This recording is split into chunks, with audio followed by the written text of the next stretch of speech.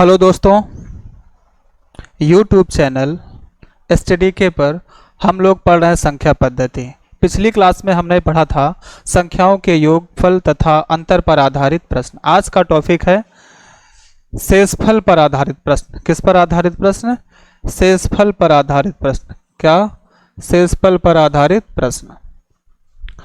देखते हैं शेषफल पर आधारित प्रश्न का मतलब क्या होता है। हम लोग बचपन में छोटी छोटी क्लासों में ये पढ़े थे। जैसे हम लोग किसी संख्या को 5 से किसी संख्या में डिवाइड करते हैं तो 5 तिहाई 15, तो शेषफल क्या बचा? 1। इसी शेषफल पर हमको शेषफल ज्ञात करने पर आधारित प्रश्न को समझना है कि कैसे क्वेश्चंस पेपर में आते हैं, टेट और सुपर टेट में, और उस पर प्रैक्टिस करते हैं। चलिए कुछ चीज़ें ध्यान से देखते हैं, आपको बताते हैं। जैसे जब हम किसी संख्या को किसी दूसरी संख्या में डिवाइड करते हैं, ठीक है ना, तो जिस संख्या से हम भाग करते हैं उसको हम लोग कहते हैं भाजक। क्या कहते हैं? भाजक। जिस संख्या में भाग करते हैं उसे कहते हैं भाज्य। जितनी बार जाता है उसे क्या कहते हैं? भागफल। जो बच जाता है उसे क्या कहते हैं? शेषफल। और हमको इसी पर सवाल लगाना है, शेषफल पर आधारित प्रश्न। तो भाज्य बराबर, हमको अगर अपना भाज्य, हमारी सवाल सही है या गलत है, अर्थात जैसे अगर हम 2 से 7 में डिवाइड करें तो 2 तिहाई 6, आंसर शेषफल 1 बचा। हमने भाग सही किया है गुलत, 7 को प्राप्त करना है, तो 7 प्राप्त करने के लिए हम क्या करते हैं? 2 को 3 में गुणा करते हैं और शेषफल को जोड़ देते हैं। तो 2 गुणे 3 धन 1, 2 तिहाई 6 और 1 7। तो अगर हमको प्राप्त करना है अर्थात भाज्य, तो भाज्य बराबर हम याद रखेंगे कि भाज्य, अगर हमको शेषफल भाज्य पता करना है तो क्या होगा? भाजक गुणे भागफल, और शेषफल को क्या करेंगे? ऐड कर देंगे, तो किसके बराबर होगा? भाज्य के बराबर होगा। ध्यान से देखेंगे और इसको याद रखेंगे। क्या याद रखेंगे? कि भाज्य बराबर होता है, भाज्य बराबर होता है भाजक गुणे भागफल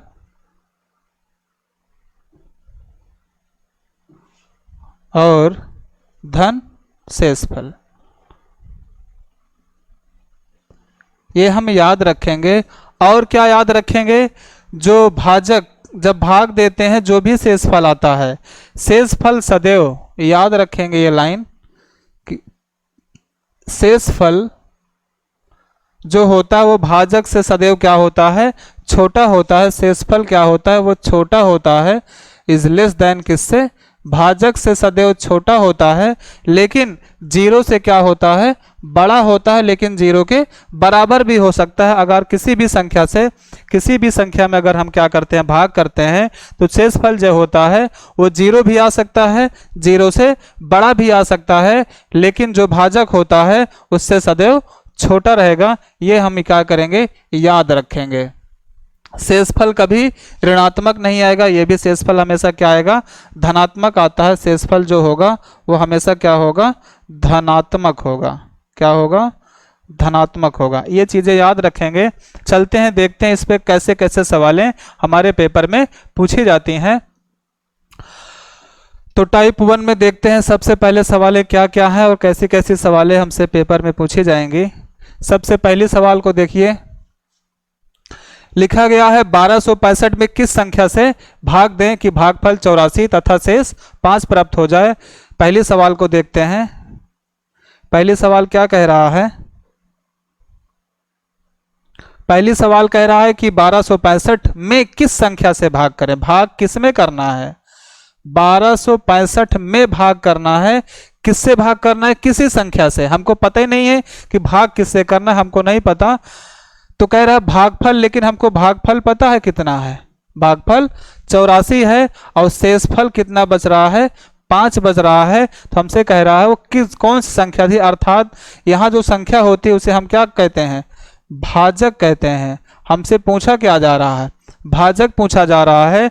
और जिस संख्या में भाग करते हैं उसे हम लोग क्या कहते हैं? हमको देखिए क्या क्या पता है, ध्यान से देखिए। हमको पता है भाज्य, जब जिस संख्या में भाग करते हैं उसे भाज्य कहते हैं। 1265 में भाग कर रहे हैं तो 1265 क्या है, भाज्य। जितनी बार जाता है उसे कहते हैं भागफल। भागफल भी हमको दिया गया है, भागफल कितना है, 84 है। और शेष फल कितना दिया गया है, शेषफल कितना दिया गया है, 5 दिया है। तो हमको क्या नहीं पता है, हमको भाजक नहीं पता है। तो हमारा फार्मूला क्या कहता है, हमारा फार्मूला कहता है कि भाज्य बराबर होता है, फार्मूला क्या कहता है, फार्मूला कहता है कि भाज्य बराबर होता है, भाज्य बराबर भाजक गुणे भागफल और धन शेषफल, धन शेषफल। चलिए हल करते हैं। भाज्य की जगह भाज्य का मान लिखेंगे, भाज्य कितना है, 1265 है। भाजक कितना है, भाजक पता ही नहीं है। जो चीज हमको नहीं पता है उसको ज्यों का त्यों ऐसे नोट कर लेंगे।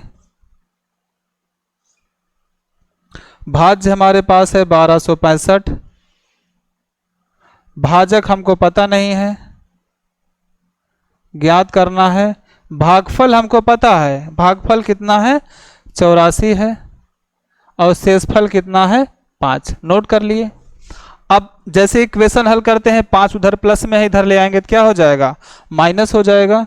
तो 1265 में अगर हम 5 को घटा देंगे तो बराबर क्या बचेगा, भाजक गुणे 84। 5 घटाएंगे, 5 में से 5 गया 0 और बचा कितना, 6 2 1। 84 जो है, 84 इधर गुणे में है और 84 को इधर लाया जाए बराबर के इधर, तो क्या हो जाएगा, डिवाइड हो जाएगा, बटे में चला जाएगा। अब 84 में अगर हम 1260 में क्या करें, भाग कर दें तो हमको हमारा आंसर मिल जाएगा। क्या मिल जाएगा, भाजक मिल जाएगा। तो भाजक बराबर 1260 बटे 84। 84 से भाग करते हैं, 12 सत्ते 84, 12 एकम 12, 12 पंचे 60। 7 से कट जाएगा ये, 7 से 105 बटे 7 है, अभी 7 से कटेगा। 7 एकम 7, 3 10 7 पचे 35। क्या हो जाएगा, 7 पचे 7 एकम 7, 3 बचा 15। तो हमको बताइए हमारा भाजक कितना आया, 15 आएगा। भाजक कितना आएगा, 15 आएगा। जब 1260 को हम अगर 84 से डिवाइड करेंगे तो आंसर कितना आएगा, 15 आएगा। तो हमारा भाजक कितना आया, 84 आया। भाजक कितना आया, 84 आया। अगर डायरेक्ट हमको याद भी रखना है तो हम ऐसे भी इसको सवाल को स्क्रीनशॉट ले लीजिएगा। अगर हम इसको लगाना चाहें तो ऐसे भी लगाएंगे। हमको सारे मान पता है, अगर हमको डायरेक्ट यहां से क्या फार्मूला बना के याद करना चाहें तो याद कर सकते हैं कि भाजक बराबर होता है भाज्य माइनस शेषफल। क्या होता है, भाज्य माइनस शेषफल बटे भाजक, भागफल। अगर हमको भाजक निकालना हुआ डायरेक्ट, हम ये फार्मूला भी याद कर सकते हैं। भाज्य में से शेषफल घटा के भाजकफल से भागफल से डिवाइड कर दें तब भी आंसर आएगा। तो अगर इससे लगाया जाए अगर, तो सेम वही काम कि कह रहा है अगर भाजक चाहिए तो भाज्य में से शेषफल को घटा दीजिए, अर्थात 1265 में से 5 को क्या करेंगे, घटा देंगे। तो क्या आएगा, 1260 और 84 से क्या करेंगे, डिवाइड कर देंगे। 84 से डिवाइड करेंगे तो अभी हम बताएं, 12 सत्ते 84, 12 एकम 12, 12 पंचे 60, 105 बटे 7 आएगा। और 7 को अगर हम पुनः इससे डिवाइड करें तो 7 एकम 7, 15 सत्ते 105 होता है। तो हमारा भागफल कितना आएगा, हमारा भाजक कितना आएगा, 15 आएगा। आप चाहे इस फार्मूले को बना के याद कर लीजिए, या जो पहला फार्मूला ही है, भाज्य बराबर भाजक गुणे भागफल धन शेषफल से लगाइए। सवाल नंबर 2 पे आते हैं। सवाल नंबर 2 क्या कहती है, ध्यान से देखिए। सवाल नंबर 2 कह रहा है 1708। क्या कह रहा है, 1708 में कौन सी छोटी से छोटी संख्या घटा दें। कह रहा है इस 1708 में कौन सी छोटी से छोटी संख्या घटा दें कि प्राप्त नई संख्या 13 से क्या हो जाए, पूर्णतः विभाजित हो जाए। तो मेरी बात ध्यान समझिए, सवाल नंबर 2 लगाना है कि कह रहा है 1708 में क्या घटा दें। हमको नहीं पता क्या घटाना, मान लेते हैं x घटाना है। क्या घटाना है, x घटा दें। कह रहा में कौन सी संख्या घटा दें कि प्राप्त जो भी संख्या, ये संख्या जो भी संख्या होगी वो क्या होगी, 13 से पूर्णतः विभाजित हो जाएगी। वो क्या हो जाएगी, 13 से पूर्णतः विभाजित हो जाएगी। ये हमसे सवाल कह रहा है कि 1708 में क्या घटा दें। हमको क्या घटाना है ये पता ही नहीं है। इसको पता करने के लिए सबसे पहले हम 1708 में 13 से डिवाइड करते हैं। चलिए भाग करके देखते हैं कि 13 से अगर हम डिवाइड करें 1708 तो 13 एक कम 13, 4 17, ऊपर से शून्य को उतारेंगे, 13 तिया 39, 1 40, ऊपर से 8 उतारेंगे, 13 एक कम 13, कितना बच गया, 5।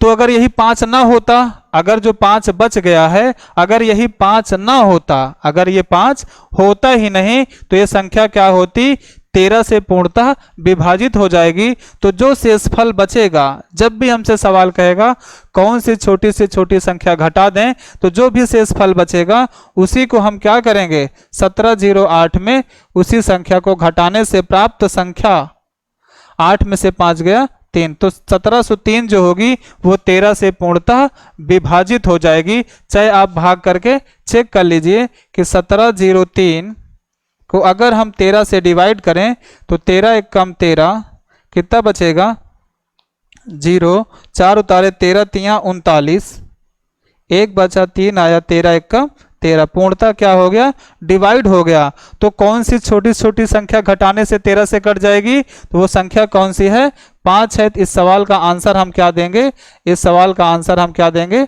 5। इस सवाल में आंसर कितना आएगा, 5 आएगा। आगे चलते हैं सवाल नंबर 3 पर। सवाल नंबर 3 कह रहा है कि 1560 में कौन सी छोटी से छोटी संख्या जोड़ दें। घटाने पर तो जो शेषफल आएगा वही घटा देंगे, लेकिन शेषफल कह रहा है कि छोटी, इसमें कह रहा है सवाल नंबर 3 में कि 1560 में कौन सी छोटी से छोटी संख्या जोड़ दें कि प्राप्त संख्या 18 से पूरी विभाजित हो जाए। चलिए ध्यान से देखते हैं सवाल नंबर 3। सवाल नंबर 3 कह रहा है कि 1560, क्या कह रहा है, 1560 में कौन सी संख्या जोड़ दें कि प्राप्त संख्या 18 से, इसमें जोड़ने से संख्या 18 से क्या हो जाए, कट जाए। अपना काम वही है कि 18 से क्या करेंगे, इसमें भाग करेंगे। चलिए 18 से भाग करिए, 18 से भाग करेंगे तो कितनी बार जाएगा, 18 का पहाड़ा पढ़िए, 156 से ज्यादा न हो। 18 पंचे 90, 18 छक्का 1, 18 सत्ते 136, 18 नवैया 144, 18 नवैया 162, ज्यादा हो जाएगा। 8 बार ले चलते हैं, 18 अट्ठे 8 बार ले चलते हैं, 8 अट्ठाई 64 की 4 हासिल लगा 6, 8 एक कम 8 6 14, 144 घटाते हैं। 6 में से 4 गया 2, यहाँ बचा 1, 5 में से 4 गया 1, ऊपर से उतारे 0। 18 का पहाड़ा पड़ेंगे, 120 से ज्यादा ना हो। 18 पंचे 90, 18 छक्का 108, 18 सत्ते 126 ज्यादा हो जाएगा, तो 18 छक्का 108। घटा लेते हैं इसको, तो 0 में से अगर नहीं घटेगा उधार लिए 10, 10 में से 8 गया 2, यहाँ बचा 1, शेषफल कितना बचा 12। तो अगर इसमें 12 जोड़ देंगे तो वो संख्या 18 से कभी नहीं कटेगी। ये बताइए, तो ये 12 जो है, मेरी बात समझिए, सवाल ये कह रहा है इसमें कौन सी छोटी से छोटी संख्या जोड़ दें। छोटी से छोटी संख्या क्या कह रहा है, जोड़ दें कि वो संख्या क्या हो जाए, 18 से कट जाए। तो 12 बच रहा है शेषफल, अगर 12 नहीं होता तो 18 से कट जाता, लेकिन यहाँ 12 है। लेकिन अगर इसमें कुछ जोड़ना है, अर्थात 12 है, इसमें क्या जोड़ दें कि वो 18 हो जाए। 18 होगा तभी वो 18 से कटेगा, नहीं तो नहीं कटेगा। तो 12 में क्या जोड़े 18 हो जाए, तो 12 में 6 जोड़ दें या 18 में से 12 घटा दें, तो जो मिलेगा वही क्या होगा, वही संख्या जोड़ने से ये संख्या 1260 18 से पूर्णतः विभाजित हो जाएगी। जब भी जोड़ने की बात आएगी तो भाजक, जो भी हमारा भाजक होगा 18, उसमें से शेषफल को घटा के जोड़ेंगे। तो 18 में से 12 घटाएंगे तो 6 आएगा, अर्थात 12 में क्या जोड़ दें 18 हो जाए, ऐसे भी कर सकते हैं। तो 12 में क्या जोड़े 18 हो जाए, 6 जोड़ने से, या 18 में से 12 घटा देंगे 6। तो 6 ही एक ऐसी संख्या है जो 1260 में अगर जोड़ दिया जाए तो वो संख्या 18 से पूर्णतः विभाजित हो जाएगी। इस सवाल का आंसर क्या होगा, 6 होगा। लास्ट क्वेश्चन है, लास्ट क्वेश्चन की ओर चलते हैं। सवाल कह रहा है एक संख्या में 69 से भाग देने पर शेष 45 प्राप्त होता है। यदि उसी संख्या को 23 से भाग दिया जाए तो शेषफल कितना बचेगा। ध्यान से देखिए सवाल नंबर 4। ऐसी सवालें अक्सर पेपर में पूछ ली जाती हैं, सवाल नंबर 4 के जैसी। सवाल नंबर 4 को देखते हैं। एक संख्या में 69 से भाग देते हैं। एक संख्या हमको पता ही नहीं है, पता नहीं कौन सी संख्या है, लेकिन इस संख्या में भाग किससे दे रहे हैं, 69 से। शेषफल कितना बच रहा है, 45। अब कह रहा उसी संख्या को, संख्या वही है, संख्या बदल ही नहीं रही है, उसी संख्या को किससे डिवाइड कर रहे हैं, 23 से। तो कह रहा है शेषफल क्या बचेगा, शेषफल क्या कितना बचेगा, ये हमसे सवाल पूछा जा रहा है कि किसी संख्या को 69 से भाग देने पर 45 शेषफल बच रहा है, तो 23 से भाग करेंगे तो शेषफल क्या बचेगा। मेरी बात ध्यान समझिए, अगर किसी संख्या को 69 से भाग दे रहे हैं तो शेषफल 45 बच रहा है, तो चाहे जितनी बार गया होगा, चाहे वो एक बार जाए, चाहे 2 बार जाए, चाहे 3 बार जाए, चाहे कितनी भी बार जाएगा, तो अगर उसमें हम 45 को ऐड करें, अर्थात हमको ये नहीं पता है कि भागफल 69 से जब हम डिवाइड करेंगे कितनी बार गया ये नहीं पता है, तो सबसे आसान तरीका ये है, हम इसको कितनी बार ले जाएंगे, एक बार। आप 2 बार भी ले जाइए, 3 बार, 4 बार, जितनी बार आपका मन करे। अगर हमको संख्या मालूम हो जाए तभी हम 23 से डिवाइड कर सकते हैं। संख्या जब भी प्राप्त करना हो तो भागफल हमको नहीं पता है, हम एक बार ले जा रहे हैं, आप स्वतंत्र हैं, आप 2 बार ले जाइए, 3 बार, 4 बार, 100 बार, 1000 बार, जितनी बार आपकी इच्छा हो। सरल ये है कि जल्दी से लगाना है, इसलिए हम कितनी बार ले जाएंगे, एक बार ले जाएंगे। तो हम जानते हैं संख्या अर्थात हमको भागकर संख्या ज्ञात करनी है। संख्या का मतलब होता है भाज्य ज्ञात करना है, तो भाज्य बराबर होता है भाजक गुणे भागफल। 69 का 1 में गुणा करेंगे, 69 1 कम 69, और 45 को जोड़ देंगे तो संख्या क्या होगी, 9 और 5 14 की 4 हासिल 1, और 6 4 10 और 1 11, वो संख्या क्या होगी, 114 होगी। अब कह रहा है उस संख्या को 23 से भाग करिए तो शेषफल क्या आएगा, कह रहा है उस संख्या को 23 से भाग करेंगे तो शेषफल क्या आएगा। चलिए उस संख्या को 23 से भाग करके चेक करते हैं। संख्या हमारी 114 है, उसको 23 से डिवाइड करेंगे तो देखते हैं शेषफल कितना आता है। चलिए ले चलते हैं, कितनी बार जाएगा ये, 5 बार ले जाएंगे, 5 3 15, 5 और 10 1 11, ज़्यादा हो जाएगा, 4 बार ले चलते हैं।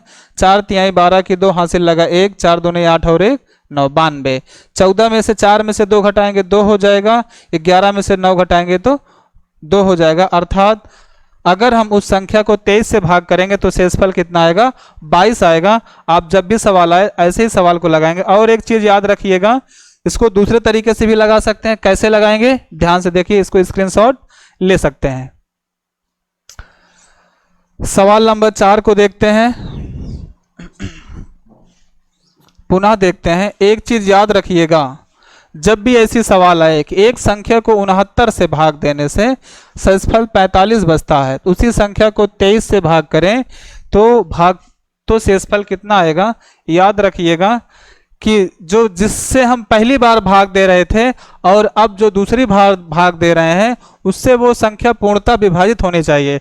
अगर ऐसा नहीं हो रहा है इसका मतलब सवाल क्या है, गलत है, 100% गलत है। सवाल तभी सही मानी जाएगी जब दूसरी बार जिस संख्या से डिवाइड कर रहे हैं पहली बार जिससे भाग कर रहे हैं उससे वो संख्या क्या होनी चाहिए, कटनी चाहिए। तो 23 से 46 69 क्या हो जाएगा, कट जाएगा। 23 तिहाई 69 होता है, कट जाएगा। तो हम किसी में डिवाइड करने से अच्छा है जब भी हमको शेषफल ज्ञात करना हो ऐसी सवालों में, तो दूसरी बात, जो दूसरा भाजक है वो पहले भाजक से क्या हो जाएगा, पहले भाजक को डिवाइड कर देगा। तो जब भी शेषफल निकालना हुआ तो जो पहला शेषफल हो उसको डिवाइड करेंगे 23 से। तो 23 एक कम 23, जो भी बचेगा शेषफल बच जाएगा। भाग करके देख लेते हैं। अगर हम 23 में 45 से केवल भाग करेंगे, 23 एक कम 23 हो जाएगा। 5 में से 3 गया 2, 4 में से 2 गया 2, तब भी हमारा शेषफल कितना आया, शेषफल कितना आएगा, 22 ही आया। और हम भाग करके देखे थे तब भी हमारा शेषफल 22 ही आया था। ऐसी सवालें हमसे पेपर में पूछी जाती हैं, अक्सर पूछ ली जाती हैं। चलते हैं अगले टाइप पर। अगला टाइप है हमारे पास टाइप 2, अर्थात शेषफल घातों पर रहेगा। घात में सवालें रहेंगी तो कैसे शेषफल निकालेंगे, चलिए देखते हैं और सीखते हैं। सबसे पहली सवाल है 17 की घात 200 को 18 से डिवाइड करना है। 17 की घात 200 को 18 से डिवाइड करना है। तो हमसे क्या पूछ रहा है, शेषफल। जो भी सवालें हैं हमको बताना, इस पूरे सवाल में हमको बताना क्या है कि शेषफल कितना आएगा। क्या बताना है, शेषफल बताना है। मेरी बात ध्यान से समझिएगा कि अगर ये 5 लिखा गया है, अगर इसको हम 2 से डिवाइड करें, 2 से भाग करेंगे तो 2 दूनी 4 तक कट जाएगा। शेषफल कितना बचेगा, +1। ठीक है ना, एक शेषफल बचेगा। और अगर 5 को अगर 7 से डिवाइड किया जाए तो जाएगा ही नहीं, अर्थात शेषफल वही रहेगा, शेषफल नहीं बदलेगा। अर्थात जब भी हमारा जो भी भाज्य रहेगा, अगर वो क्या होगा, भाजक से क्या होगा, छोटा होगा, तो वही क्या कहलाएगा, शेषफल कहलाएगा। तो इसमें शेषफल 5 ही होगा। लेकिन अगर छोटा है तो भाग जाएगा। 2 से अगर हम 5 में भाग करें तो 2 दूनी 4, शेषफल कितना बचेगा, 1। ध्यान से देखेंगे। और अगर संख्या जैसे ये 5 है, अगर हम एक बार ले ही जाएं, अगर हमारा मन करे हम इसको एक बार ले चलते हैं, तो 7 एक कम 7। अगर हमको 5 में डिवाइड करना है 7 से तो जाएगा नहीं, लेकिन 7 एक कम 7 ले जाएं तो हमारा शेषफल किस में आएगा, माइनस में आएगा। तो इसका शेषफल -2 भी हो सकता है और इसका शेषफल 5 भी होगा। अगर -2 में आएगा तो हमको आंसर को पॉजिटिव लिखना है, क्योंकि कभी भी शेषफल ऋणात्मक नहीं होता है। ऐसे कंडीशन में हमेशा जो भी माइनस में आएगा उसको हम जिस संख्या से भाग कर रहे हैं उस संख्या में से घटा के लिखेंगे। तो 7 में से 2 घटाएंगे, क्या आएगा, 5 आएगा। तब भी हमारा शेषफल कितना होगा, 5 ही आएगा। जैसे अगर हम 2 से 5 2 तिहाई 6 बार ले चलें, अगर हम 2 तिहाई 6 कर दें तो हमारा शेषफल क्या आएगा, -1 आएगा। -1 तो शेषफल माइनस होता नहीं है, तो हम क्या करेंगे, उसको हम अपने भाजक से क्या करेंगे, घटा के लिखेंगे। तो 2 में से 1 घटाएंगे तो क्या आएगा, +1। आंसर हमेशा प्लस में लिखना है, माइनस में शेषफल नहीं बताना है। ऐसे इस सवाल को देखते हैं। सवाल नंबर, पहली सवाल है कि 17 की घात 200 को 18 से डिवाइड करना है, तो शेषफल क्या आएगा। देखिए, ऐसी सवाल में घात से कोई मतलब नहीं रखेंगे। ऐसी सवाल में घात से कोई मतलब नहीं रखेंगे। मतलब किससे रखेंगे, केवल संख्याओं से, भाजक और भाज्य से मतलब रखेंगे। अर्थात अगर हम 18 से 17 में भाग करें तो भाग तो जाएगा नहीं, लेकिन हम ले चलते हैं 18 एक कम 18, तो शेषफल कितना बचेगा, -1 बचेगा। क्या बचेगा, अगर हम ज्यादा बार ले चलें तो 18 एक कम 18, 18 बार जाएगा। 17 में से अगर 18 घटाएंगे तो 1 ज्यादा, मतलब इसमें 1 कम है, -1 कर देंगे। घात जो है वही लगाएंगे। घात कितनी है, 200। तो -1 को अगर हम 200 बार गुणा करें, क्योंकि 1 को कितनी भी बार गुणा करते हैं आंसर नहीं बदलता, 1 ही रहता है। लेकिन माइनस में क्या होता है, याद रखेंगे, अगर -1 की घात कोई भी संख्या हो, अगर वो सम है आंसर हमेशा +1 आएगा। अगर -1 की घात विषम है, क्या है, विषम है, तो आंसर क्या होगा, माइनस में होगा। तो -1 की घात 200 क्या है, सम है कि विषम है, तो आप कहेंगे विषम, सम है। सम में क्या होता है, आंसर हमेशा धनात्मक आएगा। तो इसका शेषफल कितना होगा, +1। इस सवाल का आंसर कितना होगा, 1 होगा। तो 17 की घात 200 को अगर 18 से डिवाइड करेंगे तो शेषफल कितना बचेगा, 1 बचेगा। आगे चलते हैं, सवाल नंबर 2 पे चलते हैं। सवाल नंबर 2, 19 की घात 305 को भाग करेंगे 20 से। पुनः 20 से अगर हम डिवाइड करते हैं, 20 एक कम 20, 19 क्या है 20 से एक कम है तो -1 बचेगा। घात कितनी है 305। अब घात को देखेंगे, जो घात लगी है वो सम है कि विषम है? विषम है। इस कंडीशन में -1 की घात विषम होता है तो आंसर भी क्या आता है -1 आएगा। तो हमने बताया है शेषफल कभी भी ऋणात्मक नहीं होता है, धनात्मक होगा। ऐसे कंडीशन में जिस संख्या से हम डिवाइड करते हैं उस संख्या में से एक को घटा के लिखेंगे। तो 20 में से अगर हम एक को घटाएंगे तो हमारा आंसर कितना आएगा 19 आएगा। तो इस संख्या में शेषफल कितना आएगा 19 आएगा। इस संख्या में शेषफल कितना आएगा 19 आएगा। 20 में से एक घटाएंगे क्या आएगा 19। ऐसे इस जितनी भी सवाल हैं, चारों पांचों 6 सवाल जितनी हैं, आप इसी तरीके से लगाएंगे, सभी का आंसर आएगा। जो सवाल आपको आ रही है आप क्या करिए, सवाल को लगाइए कॉपी में, आंसर जो भी है कमेंट बॉक्स में लिखिए। चलिए सवाल नंबर 3 देखते हैं। सवाल नंबर 3 लिखा गया है 16 की घात 401/17। 16 की घात 401